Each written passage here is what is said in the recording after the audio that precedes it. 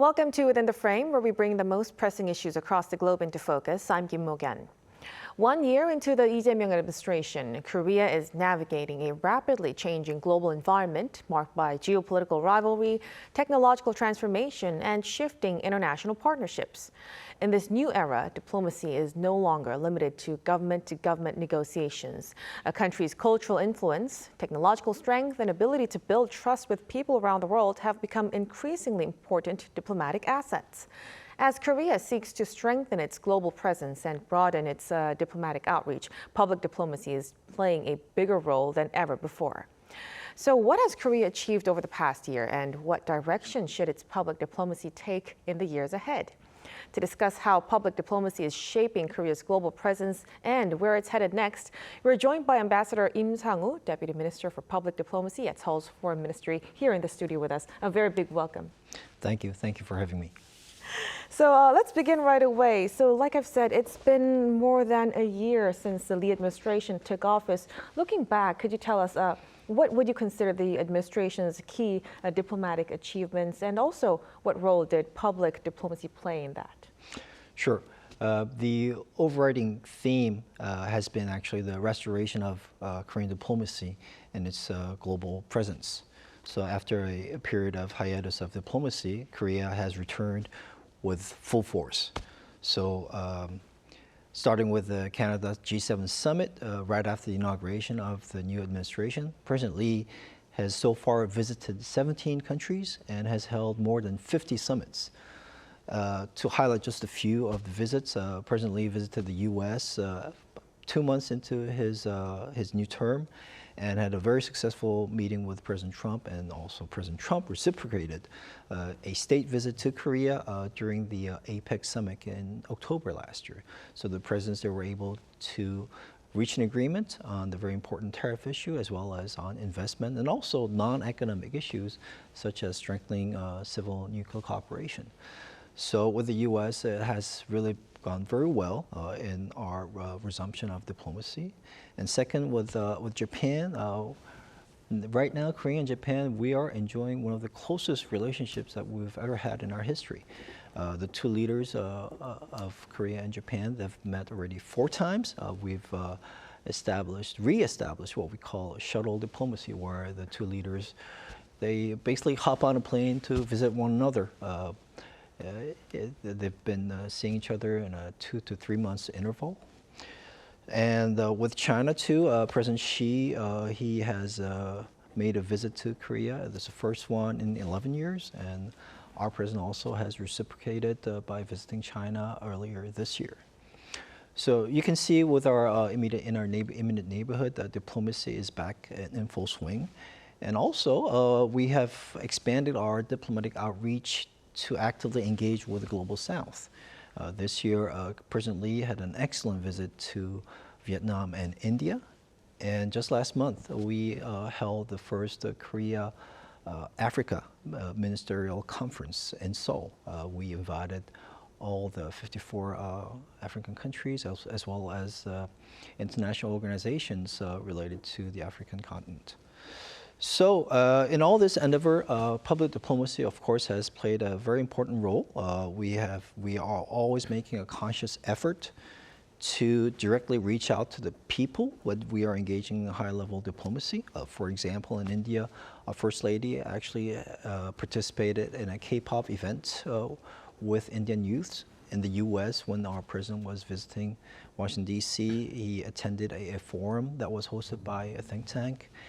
And in Japan, actually, our president, he participated in a drum session with Prime Minister Takaichi, and all these public diplomacy activities have greatly contributed to the overall achievements that we made this year. Wow, so a lot of remarkable accomplishments when it comes to the diplomatic scene. And maybe due to that, foreign media outlets have also described Korea as a pragmatic middle power and also a key player in AI supply chain as well. What do these kinds of assessments actually say about Korea's growing role on the global stage? Sure. Given the uncertainties and the vagaries of the times, I think middle power diplomacy has taken a newfound salience. And Korea has a really unique national narrative amongst the advanced nations.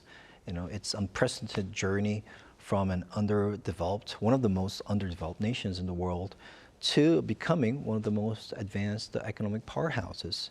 So I believe Korea is uniquely positioned to act as a bridge and a trusted middle power, and we are ready to assume a more proactive role in addressing common global challenges. Right, so it's now taking a more active role as a middle power.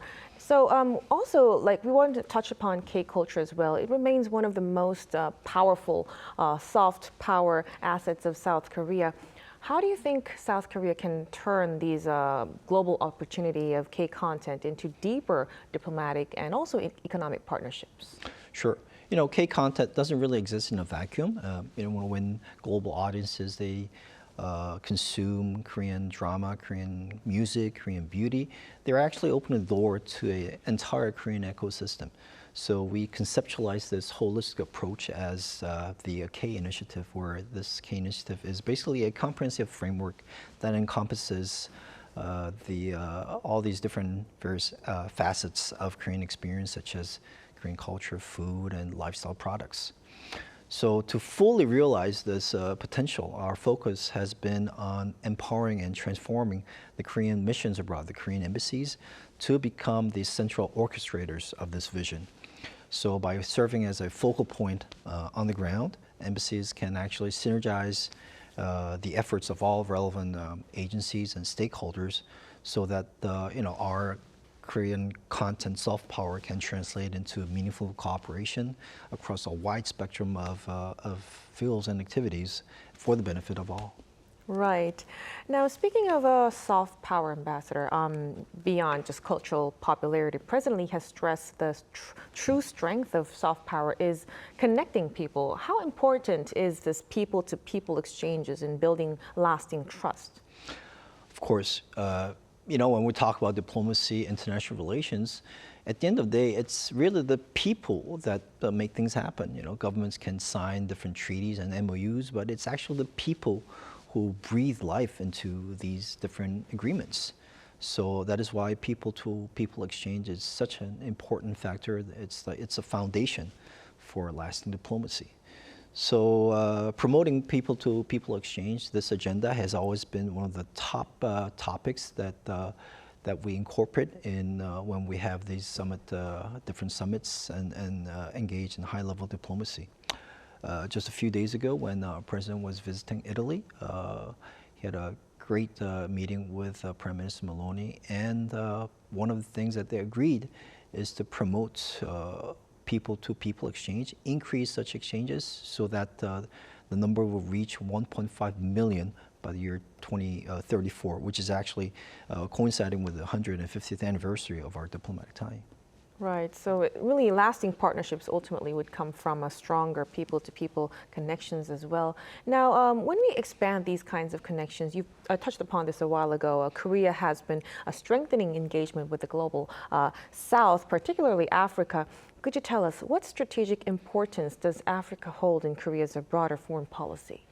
Of course, the strategic importance of Africa cannot be overstated in this time and age.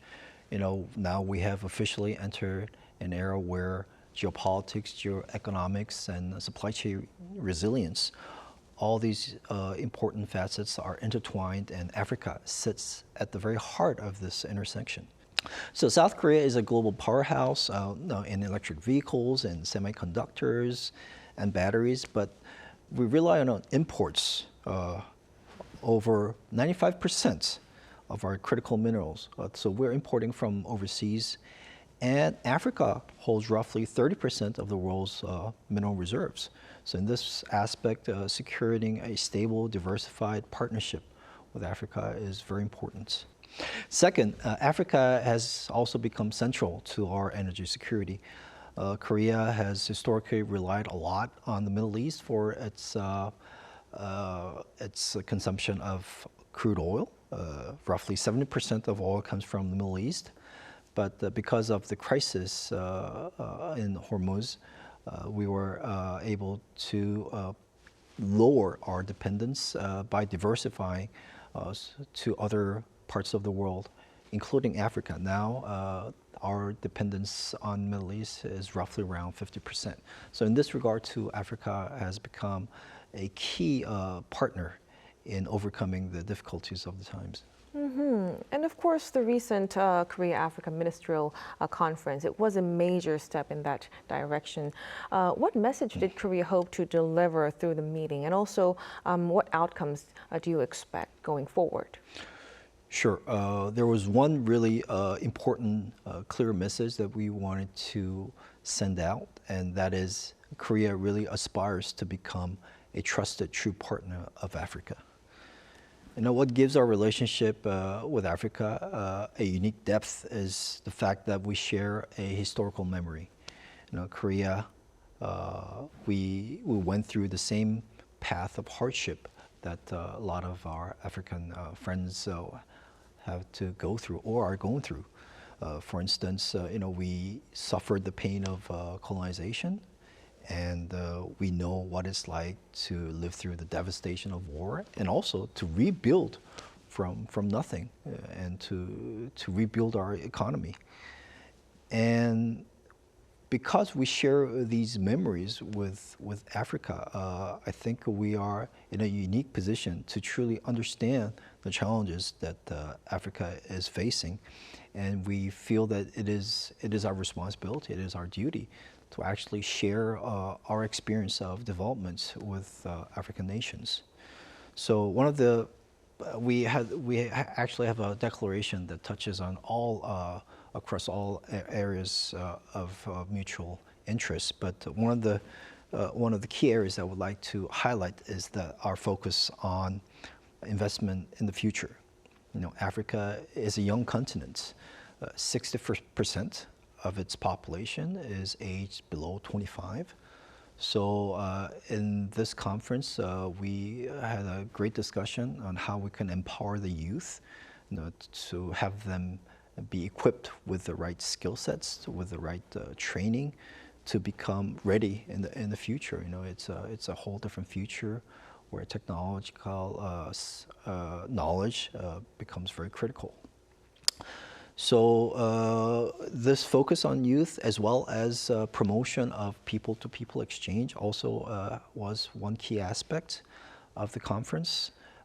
We agreed to launch a Korea-Africa caravan annually in African countries. So we will be convening stakeholders, youth, academics, government officials, to visit 2 or 3 different African countries every year and hold forums as well as different cultural events, so that we can have a more lively exchange between our two peoples. Right, so as you've mentioned, we've been seeing some exchanges of people-to-people exchanges, including the K-culture events in Africa. How could these kinds of cultural exchanges help create a more sustainable partnership moving forward? Yes, like I said, you know, diplomacy, it boils down to having a great relationship between the people. You know, it's the interaction between the people that is really the key, the foundation to all kinds of diplomacy. So people exchange would provide a lasting foundation for what we're trying to do with all our African nations. For instance, when I was ambassador to Madagascar, when I was the deputy chief of mission to Congo, my activities focus really a lot on engaging with local people, going out to various local events and sharing in their local heritage and sharing what they have in our culture too. So it's a two-way street, and I think that really is the core foundation of all kinds of diplomacy, you know, people-to-people exchange.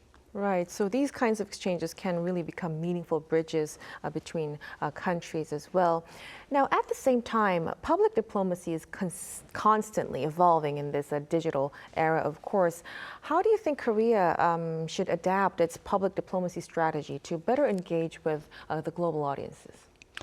Yes, you know, traditionally, when you think about diplomacy, it's conducted by professional diplomats behind closed doors, and public diplomats too was conducted in pretty much the same way. But now things have changed. It's a total paradigm shift. People are hyper-connected, hyper-transparent, and transparent. We can see what's happening real time. The feedback is real time. So we have to adapt to this new shift in paradigm, and that's actually what the Korean Foreign Ministry is trying to do. We revamped our organization, and now we have a division that is solely dedicated to digital diplomacy. And in this division, we actually have a YouTube channel called Koreas. It's Koreas in Korea, A to Z.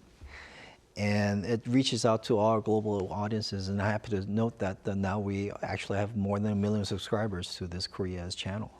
Wow, that's very impressive. So this digital diplomacy, it's really reaching younger people and also like other audiences from across the globe as well. Now, finally, before we conclude our discussion, Ambassador, so as the Lee Jae Myung administration enters its second year, what do you think would be his top key priorities for Korea's public diplomacy moving forward? Sure. The Lee Jae Myung administration's vision for public diplomacy is to really contribute to global growth and peace through our K initiative. Like I said before, the K initiative is this comprehensive framework that encompasses all Korean experiences, such as Korean culture, food, and lifestyle products. So, and to realize this vision, we intend to strengthen our role as a responsible global power and also build an integrated and innovative public diplomacy ecosystem. So starting with the September Korea Central Asia Summit, we are planning to complement the summit with a variety of different public diplomacy events. Right, so we will definitely be looking forward to those events and how it will influence the nation's foreign policy moving forward. Thank you so much for your time and for your insights tonight, Ambassador. Thank you. Thank you for having me. And that'll be all from us on Within the Frame tonight. Be sure to tune in again next time as we continue to explore the stories that matter. Until then, stay informed and engaged.